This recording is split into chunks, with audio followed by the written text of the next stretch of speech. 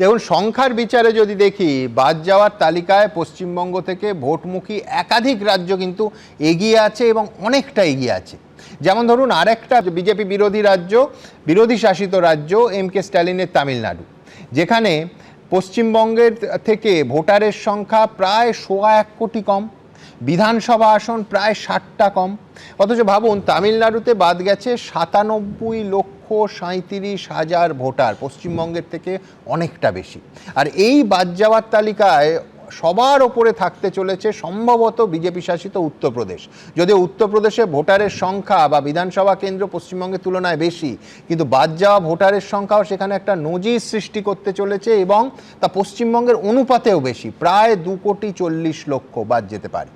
এখন প্রশ্ন হলো, উত্তরপ্রদেশ নয় বিজেপি শাসিত, তামিলনাড়ু, স্ট্যালিন তো ইন্ডি জোটের বড় শরিক, তার রাজ্য, পশ্চিমবঙ্গের তুলনায় এত ভোটার রাজ্য সেখানে বাদ গেছে, কিন্তু কোথাও হইচই, আন্দোলন, রাস্তায় নামা এটা তো দেখছি না।